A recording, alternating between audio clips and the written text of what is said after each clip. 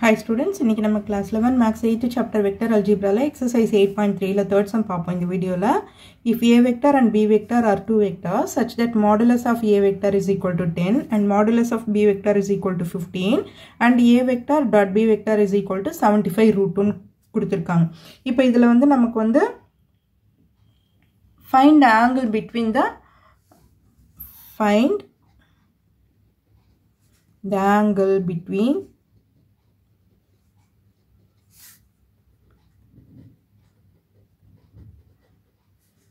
A and B.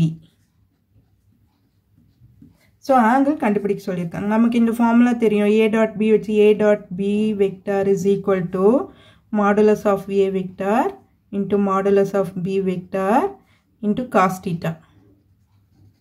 Angle கண்டுபிடிக்கணும். Therefore cos theta is equal to இந்த இது வந்து கீழ டிவிஷன்ல வந்துரும் இல்லையா A vector dot B vector divided by modulus of A vector into modulus of B vector. இதான் நம்ம கண்டுபிடிக்க போறோம். angle கண்டுபிடிக்க போறோம். ஓகேவா? அப்ப cos theta is equal to எல்லாமே நமக்கு கொடுத்திருக்காங்க இல்லையா? A dot B is equal to 75 root 2 modulus of A 10 into 15. So இது simplify பண்ணி போட வேண்டியதுதான்.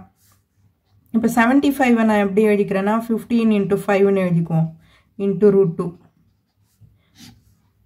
10 into 15 so 15 get cancelled இங்க வந்து 2 அப்போ root 2 by 2 ன்னு இருக்கு இப்போ இந்த root 2 by 2 எப்படி எழுதலாம் root 2 by 2 எப்படி எழுதலாம் root 2 into root 2 ன்னு எழுதலாமா so ஒரு root cancel ஆயிடுச்சுனா 1 by root 2 cos theta is equal to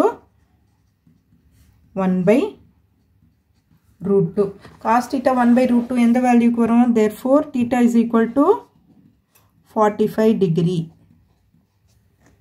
ஓகேவா 45 cos 45 தான நமக்கு வந்து 1 by root 2 கிடைக்கும் theta is equal to 45 degree that is pi by 4 theta is equal to pi by 4